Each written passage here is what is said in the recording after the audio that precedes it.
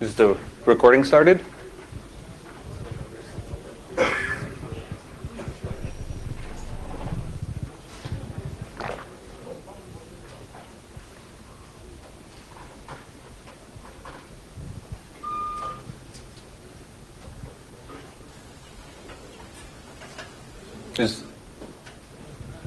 Is the recording started?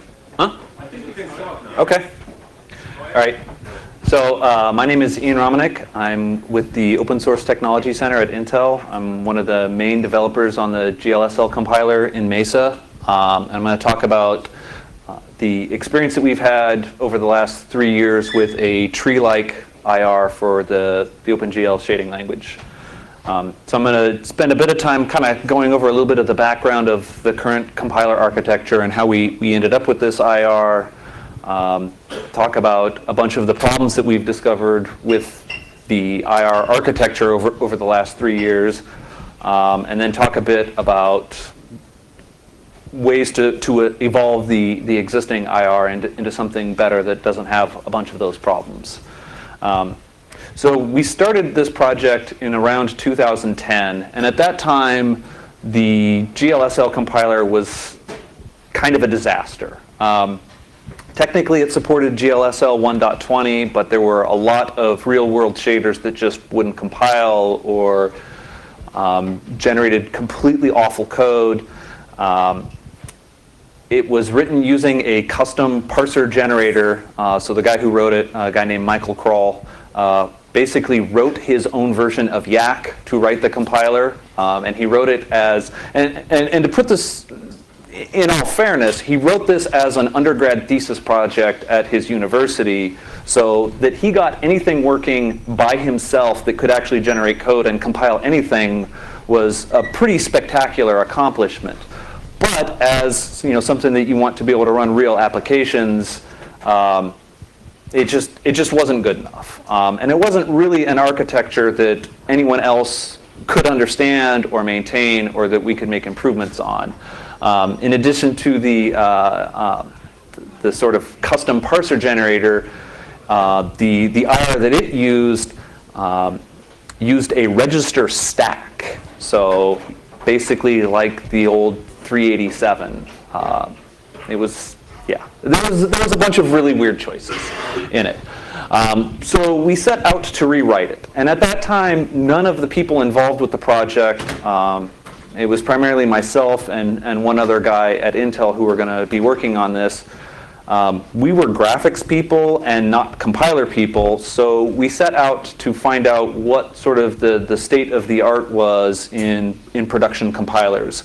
And we ended up looking primarily at two sources at the time. One was Advanced Compiler Design and Implementation by Stephen Munchnick, which is a really, really excellent book. If you're interested in compilers, it is a really good source.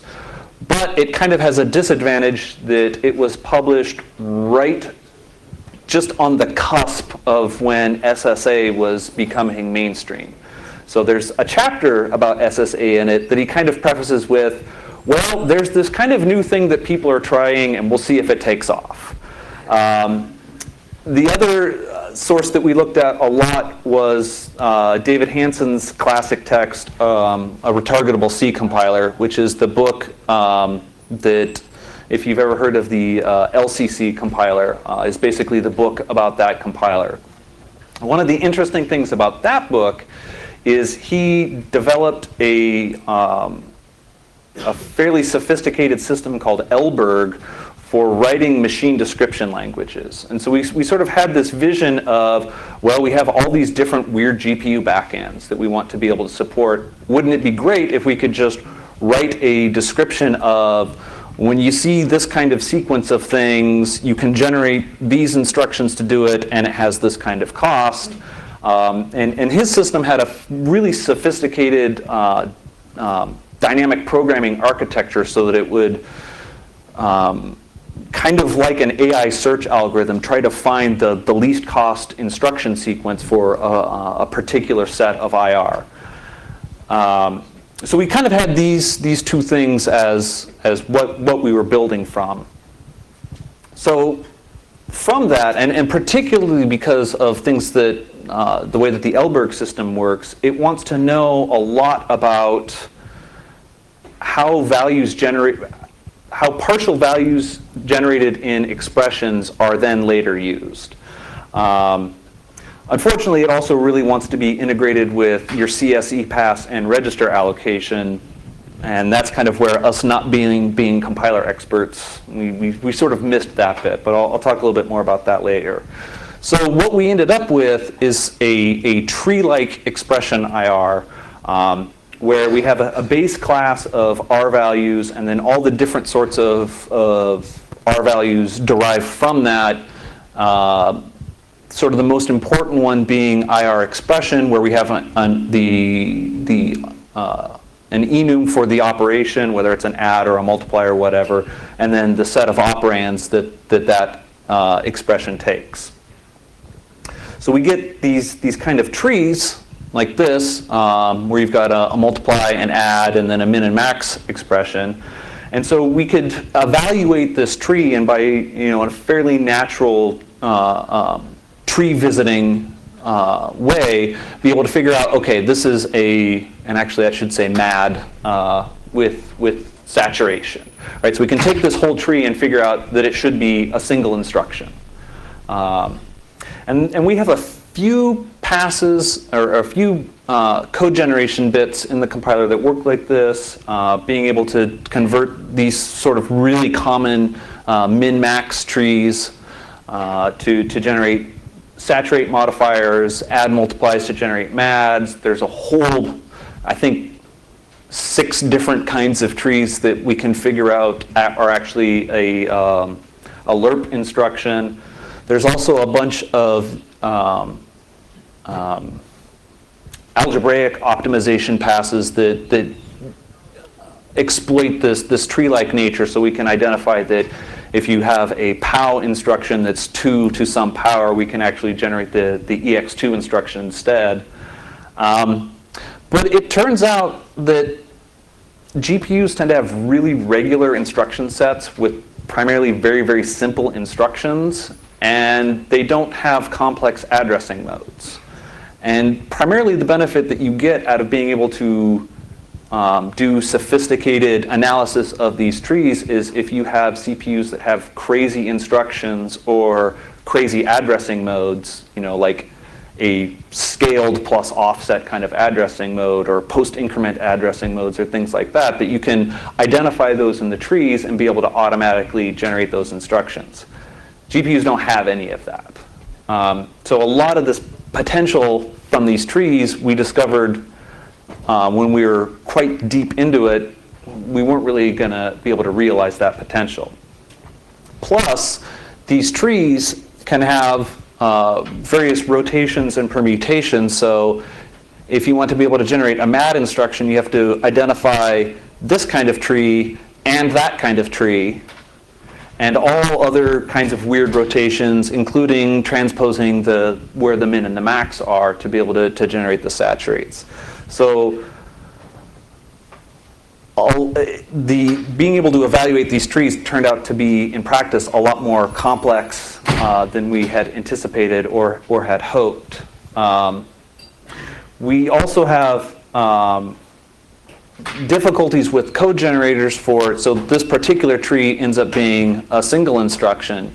But there's a bit of difficulty with the code generator if you have a sequence that's going to generate multiple instructions, because then as the code generator is recursing back up through the tree, it has to keep track of where it has stored these partial values so that then the next layer up in the tree can know that it has to, you has to know that the multiply stored its value in register 26, so then when you would generate the add instruction, knows that, okay, that has to come from, that source has to come from register 26. And that ended up making the code generation kind of a nightmare.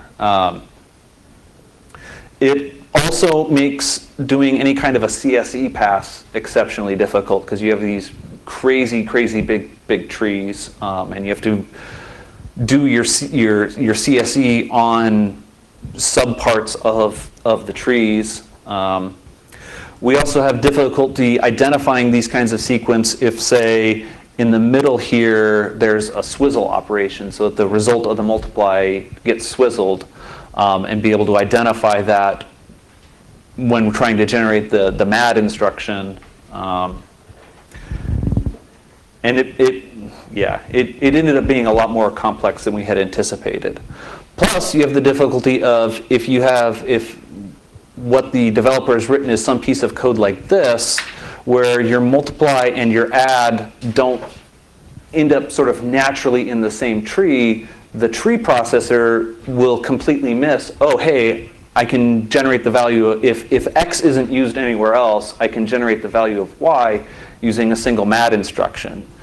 To overcome this, we had to write this really awful pass in the compiler called, if you look in the Mesa source code, there's a file called opt tree grafting that will try to find these kinds of places and merge those trees together. So it'll take the tree that generates X here and put it in place of the dereference of X in that expression, and it's a horrible piece of code. I feel very sorry that Eric had to write that code. And I've had to apologize to him several times for it. So in addition to expressions, we also have another kind of R value is our dereferences. The simple of which is the simple variable dereference, and there are other more complex dereferences. So there's a separate one of these subclasses, each for array dereferences and for structure dereferences. So if you have some complex thing like you have an array of structures, and that structure contains an array of structures that contains an array of structures, et cetera, and you want to get at some actual data member in that, you end up with a whole tree to get at, to dereference all the way down through that array of structures of et cetera, to get down to that actual piece of variable that you want. And kind of the end result is you have a huge subtree for this with a lot of pointers that you have to walk through while you're doing this recursive process just to figure out that what you actually wanted was register 48. So this makes complex shaders, especially complex shaders, take up huge amounts of memory in the IR. There are a couple of games available on Steam that right now on a 32-bit machine have difficulty compiling all of their shaders because they exhaust VM. Yeah. So clearly this giant tree structure for a value, and it's not their fault, right? It's entirely our fault because we have this extremely verbose set of data structures for expressing these things.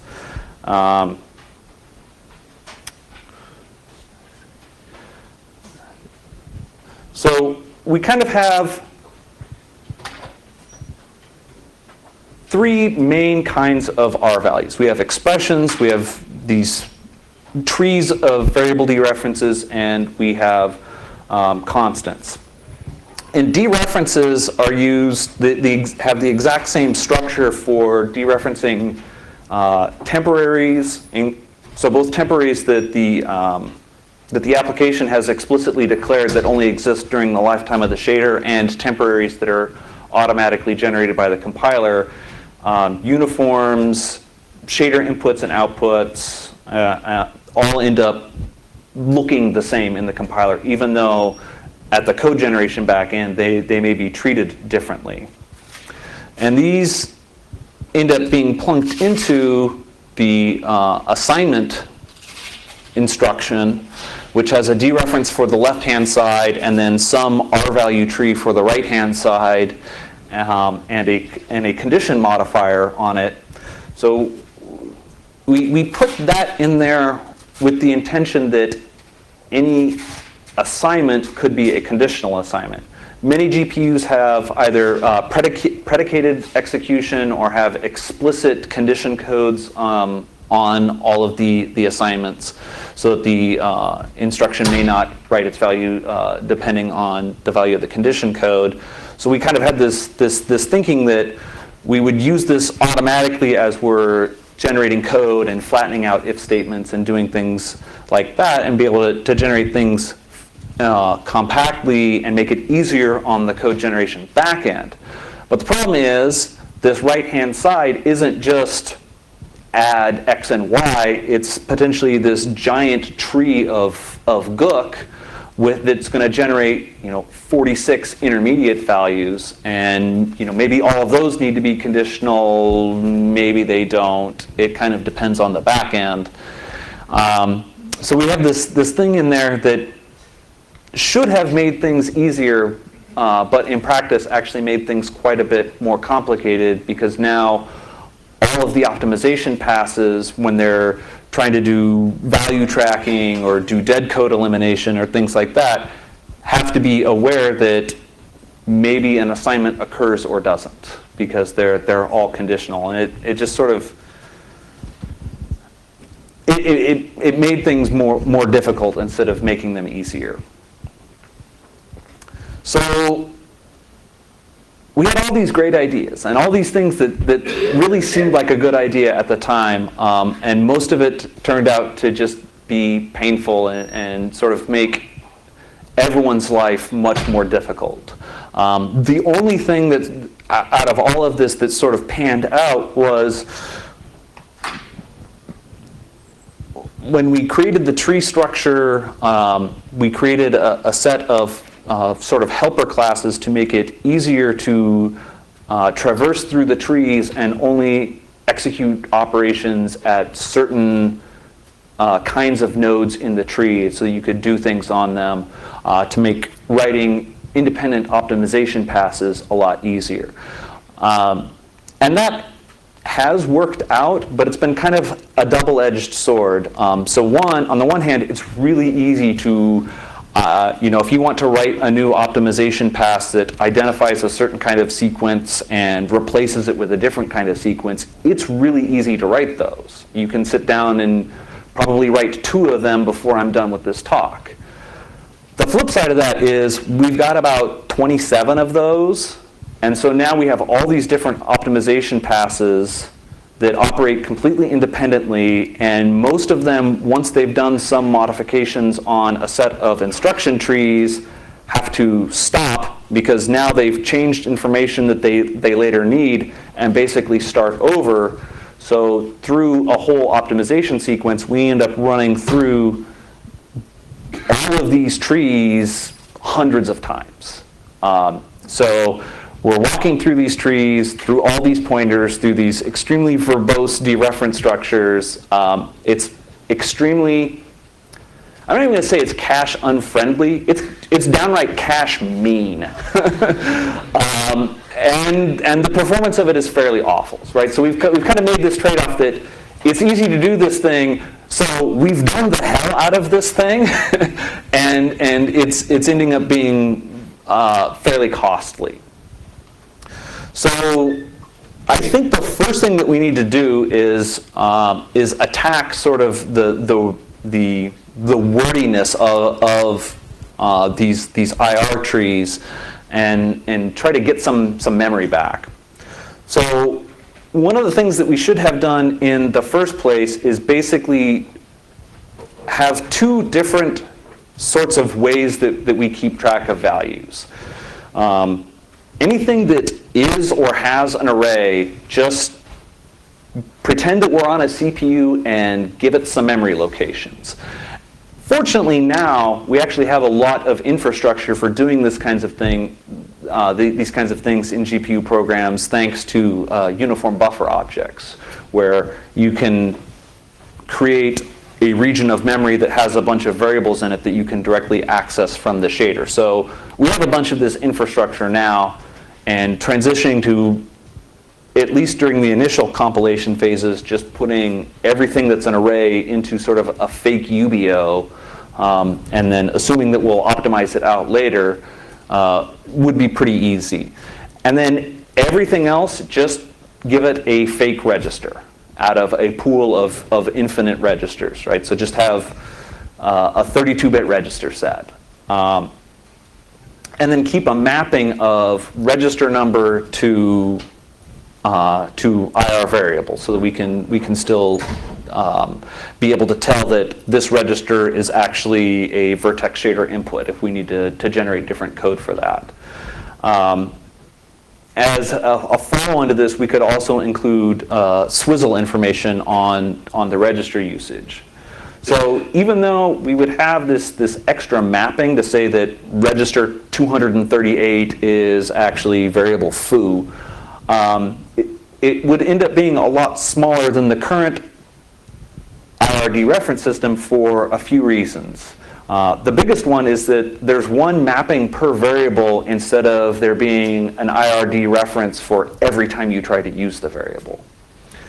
In addition, all of the sort of compiler-generated temporaries and through a bunch of our optimization passes, we generate a pretty good number of temporaries. None of those actually need IR variables anymore. You can just say, okay, I need a temporary, it's the next fake register. And not even have this mapping, because you don't need it. That variable isn't visible to anything. And then also, after the shader has been fully linked, you can just throw away the map. You gotta either completely throw it away, or at least just reduce it down to only including things that are visible external to the shader, like the shader inputs or the set of uniforms. So that ends up being a much smaller set of things to keep track of. You would also need a similar kind of mapping for arrays, so that you know that a particular base address is mapped to the base of a particular variable. So in order to make this work, we'd need a couple of additional optimization passes that we don't have now, but for supporting UBOs, we actually should have now. One is a pass that kills redundant loads and redundant stores of arrays. So if you tell, okay, I already loaded index 6 of this array into register 85, then the next time someone accesses register 6, or index 6, you just pull from that same register instead of reloading it. And likewise with stores. We don't have stores on UBOs yet, but we will pretty soon with, I can't remember what the extension is called. There's some GL4 extension that adds that capability.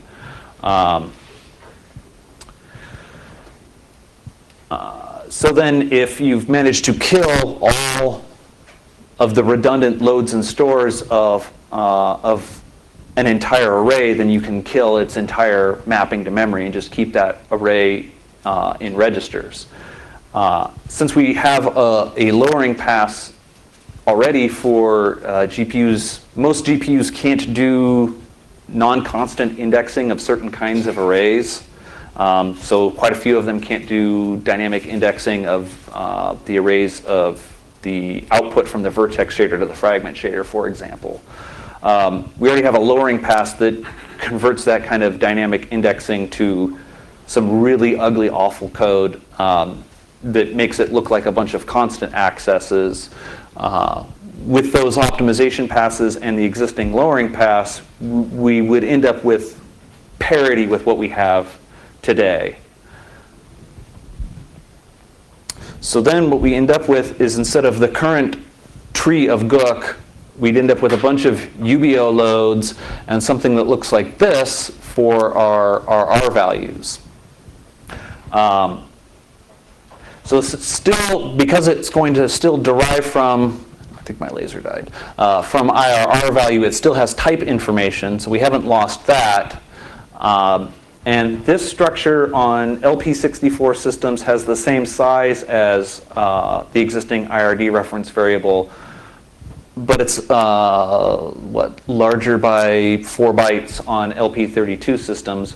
But you don't have the giant tree of these anymore for any kinds of array of structure of array accesses, and you also no longer need to have swizzle expressions as R values. So we've increased on LP32, we've increased the size of an individual node, but we've reduced the depth of the trees. So it still is a winning trade-off. So this right here would dramatically simplify code generation backends and would dramatically reduce our memory usage.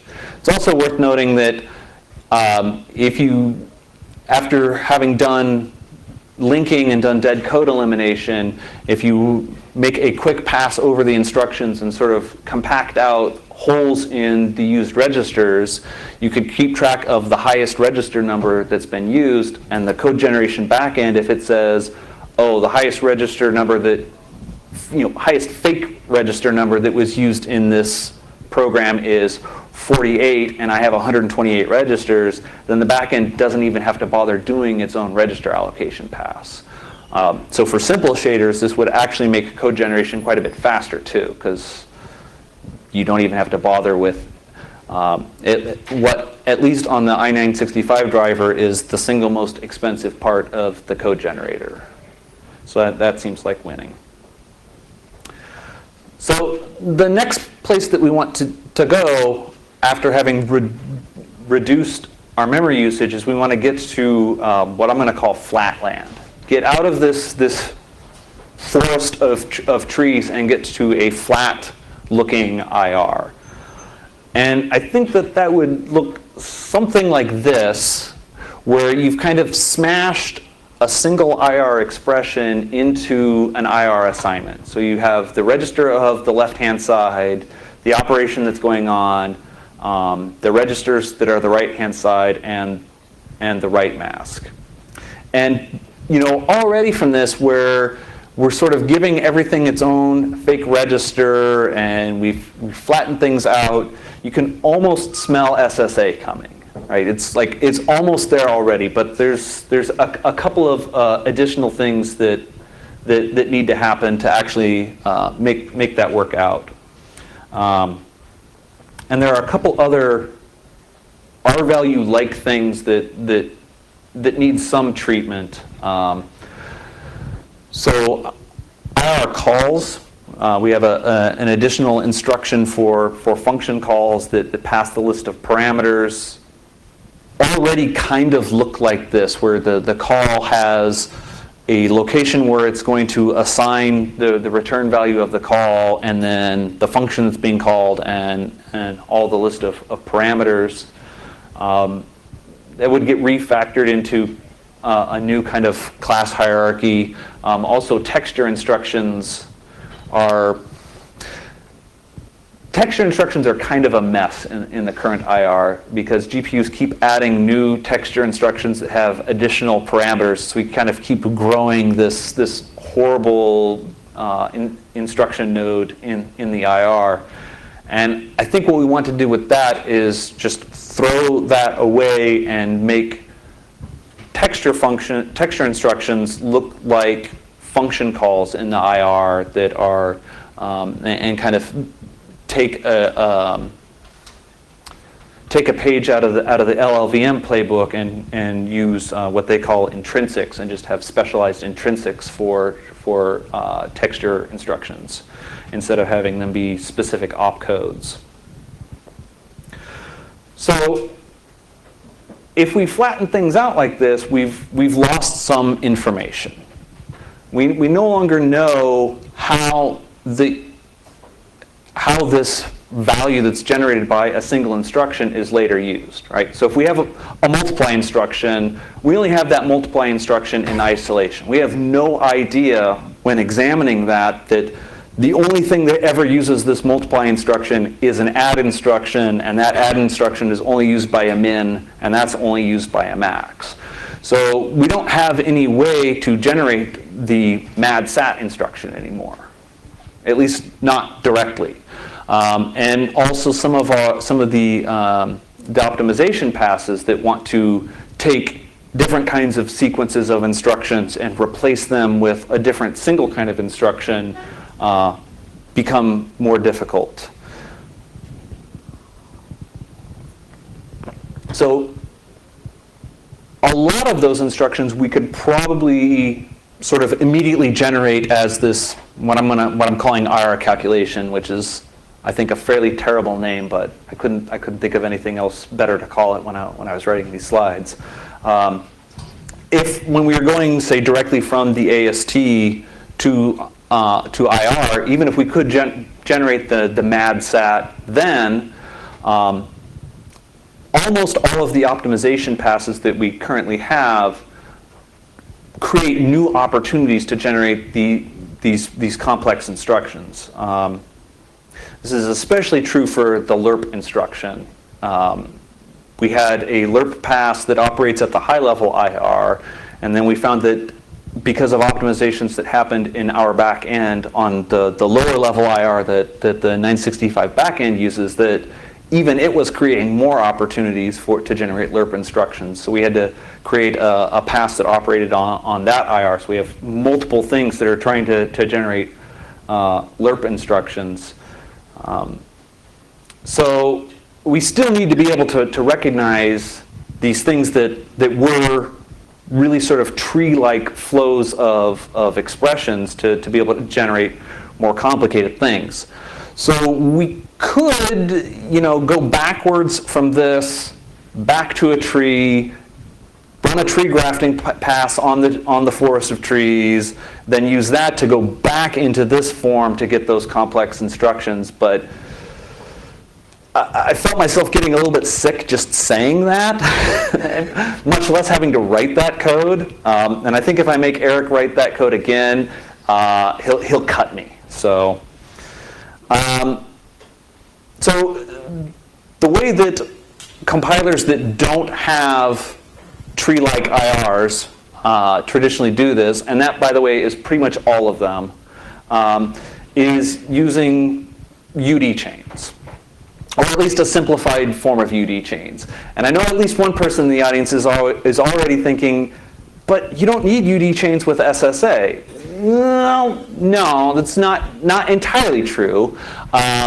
So even referring back to one of the original papers about SSA, they addressed the issue of UD chains, and that you don't need UD chains for as many different things with SSA as you did without SSA. So for example, you don't need UD chains for doing CSE, or for doing dead code elimination, or a bunch of other things. But you do still need them for doing instruction generation and a very small set of optimization passes.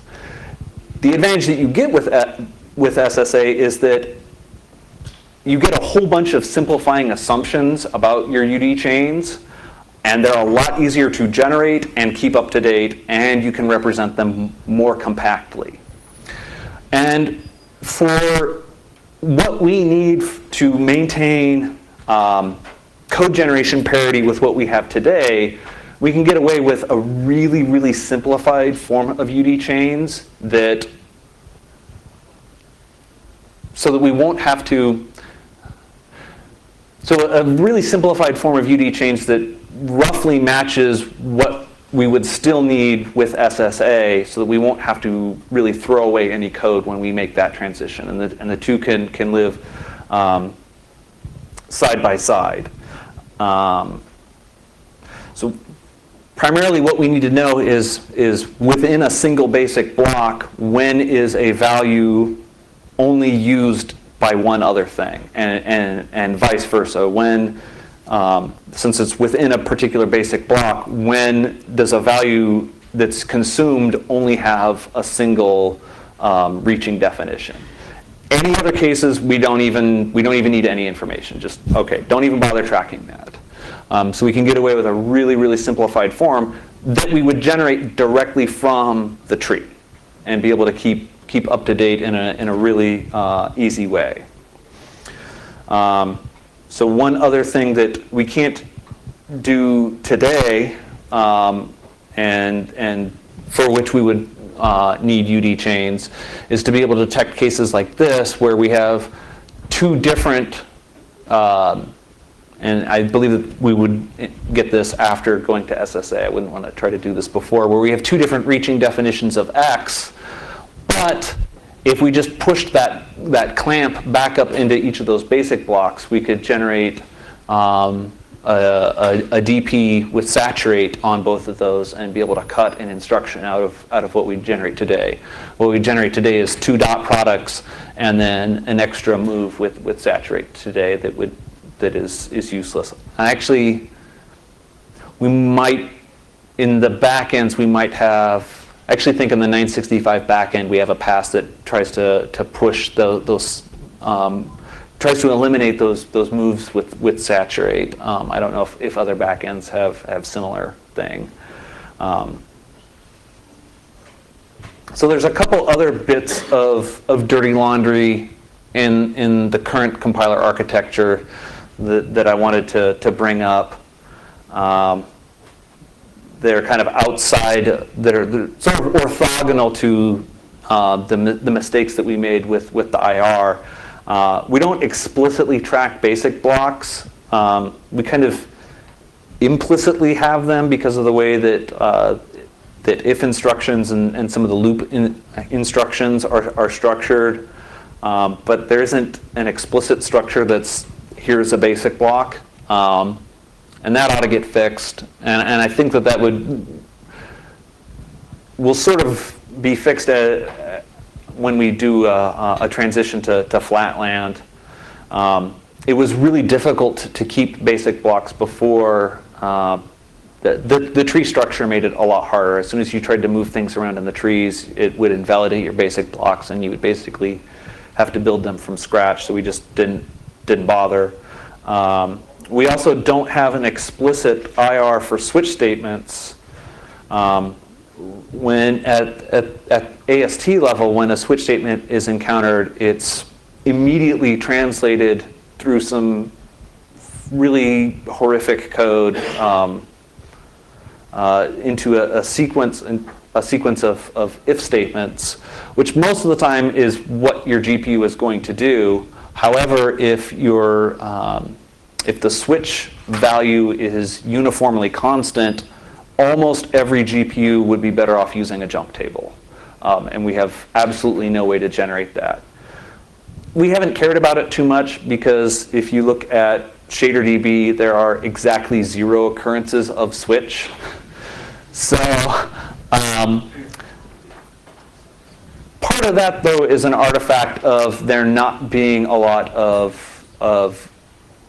games for Linux, and especially not a lot of games for Linux that aren't games that were also targeting consoles. And the PlayStation 3 and Xbox 360 couldn't really do switch statements, so nobody wrote them in their shaders. But now that there's a new generation of consoles, there's a pretty good probability that we're going to start seeing some of those. The other thing that needs to die in a fire is the explicit generation of the AST. So when we first started on the compiler project, in Mesa, any files, because of supporting Windows, any files that were generated as part of the build process were tracked in source control. So if you had a Yak grammar file, the C file that gets generated from it was committed to source control. So it meant that every time you modified the grammar, you had to remember to commit this other file too. And people were really horrible about that. And so it was very common that the committed .c file was 12 versions behind the grammar file. So I wanted there to be as few changes as possible to the grammar file. So what I did when writing that was have it explicitly create an AST and then process that AST in a C file into the actual IR. So there's this explicit step there. Now that we don't do that ridiculous thing of committing the generated C file to source control, it would make a lot more sense to do a bunch more of that work actually in the YAC file and skip that step of generating this other explicit AST, since the grammar itself generates it implicitly. So we ought to be able to cut some transient memory usage and probably get a little bit more performance out of the compiler front end that way. We kind of didn't care about it too much because shader compilation time wasn't showing up that much in applications that existed for Linux in 2010. But now, those same applications that run out of VM on 32-bit systems take quite a bit of time to compile everything. I think the one that hurts us the most is Dota 2, that if I remember correctly, when you run it without any extra options, at startup it tries to compile 11,000 shaders. Yeah, that would be why it runs out of VM, right? And yeah, it takes a while. So anything that we can do to speed up initial compilation would be a tremendous help to anyone wanting to run that game. We already have some other folks that are doing work on a shader cache so that the second run, when you basically see cache for shaders, so then the second run of the game, it starts up really quick. But the first run is still, you've got time to go get a sandwich. Where by go get, I mean drive to the next city over to your favorite sandwich shop that's there and then come back and yeah. Okay, so I believe that's everything that I have. Any questions? Well, the Dota 2 thing still sounds better than what happens with Vine. It's to play the game and We have a mic. Well, the Dota 2 thing still sounds better than what happens in Vine. You play the game, somebody jumps across the corner, tries to shoot you, and then you can go get a sandwich. Right. So and there are that's actually a separate issue usually. So there's a bunch of games. The one that I know of that's the worst about this in its native client is Serious Sam 3, where they know at level load time what all of their shaders are, but they don't necessarily know how those shaders are going to get used together until they encounter things maybe much later in the level. So what they'll do is compile everything up front, and then when you get, say, to a boss and know that this shader needs to get used with that shader, they'll actually call link program to link them. And that's where you know that the boss is right around the corner because it pauses there while it's relinking the shader. And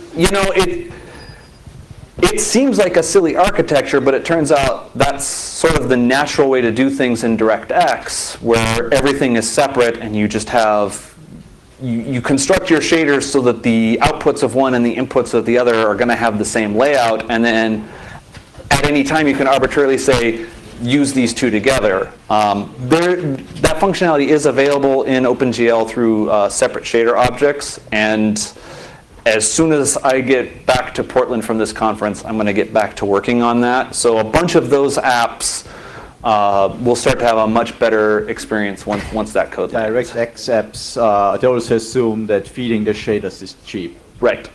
So we had this one game which timed the first frame and then decided how fast to animate some lips and facial expressions. And it took 10 seconds to compile, and just thought, yeah, I'm going to run that entire intro sequence in 3 frames. Let's better animate this real quick. And excellent. And so then, of course, after that, after the first frame that took 10 seconds, it is hitting 60, and it looked ridiculous. Just a different question, if I may. I wrote a really hacky HLSL compiler as an undergrad project 5 years ago. Matteo was the one to clean it up later on, so sorry. But back in that time, the shining object was to use LLVM for shade optimization. What happened to that? So LLVM is kind of a pain in the behind. And there's kind of two big difficulties with it. The first one is their story for ABI is what's an ABI. And that makes a big problem if you want to be able to, say, ship an updated driver on multiple different versions of distros that maybe have different versions of LLVM installed. Basically means, and this is what, so lots of, especially OpenCL implementations, lots of closed source drivers use LLVM. And what they do is just they pick some version of LLVM that they like, import all of its code into their project, and statically build it into their project. And the LLVM license lets you do that. I'm not going to import LLVM into Mesa, right? And so then it means, if we were to start using it, it means that we'd basically be in the same situation that the Radeon drivers are in, which is you can't get an updated Radeon driver on the previous version of Fedora because of the LLVM mismatch, and I can't do that. So, and then also it's really doing code generation out of LLVM if your code generator isn't in the upstream LLVM tree is kind of a nightmare. So it's a project interface issue rather than some limitation. Yeah, LLVM I mean that's kind of the first deal breaker, and that sort of architecture that they have for LLVM meets the goals of that project, right? So I totally understand why they want to do that, and it had been proposed a few times that Mesa should have a standard interface between sort of the core part and the driver part, and we pitched a fit about that suggestion, sorry Luke, for kind of the same reasons, right? That no, we don't want to have this ABI because we want to have the flexibility to be able to take stuff that's garbage and throw it out and do something that's better, and not have to do like we do with the kernel and say, no, we have to keep dragging this old horrible interface around for years and years because it was there once. Yeah.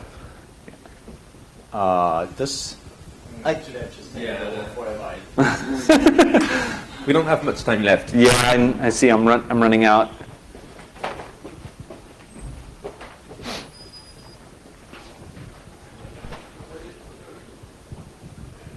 Howdy. This is a higher level question. You were quite certain you were going to start seeing shaders that use switch statements in a significant way. Could you I don't know. I don't know for sure that we will. Or just a graphical effect that would make use of switch statements. So one thing that's happening is people are looking for ways to avoid the overhead of switching shaders, and one of the ways that people do that is with like Uber shaders. And if right, and one of the ways that you could do that to be able to kind of switch between at a fairly coarse way between the different behaviors in a shader would be with a switch statement that selects on a uniform, for example. So now that the consoles can do this in a fairly credible way, it's at least possible. There's a couple other ways that people could do that. Another one that would be similar is using, there's a piece of GL4 functionality called shader subroutines, which are roughly like function pointers in GLSL that you set as uniforms. There's not a lot of use of those either for, I think, mostly the same reasons that the previous generation of consoles can't do them at all. So I think we're kind of at a transitional phase here where the things that people were previously doing because it worked on PS3 and Xbox 360, they're going to start giving up a bunch of those techniques because now they can do different things on PS4 and Xbox One. And so we're going to start seeing a bunch of shaders that, next year we'll see shaders that look really different from the ones that we saw last year. And trying to predict exactly what those things will look like is hard. Okay, I think it's time. Thank Thanks. you.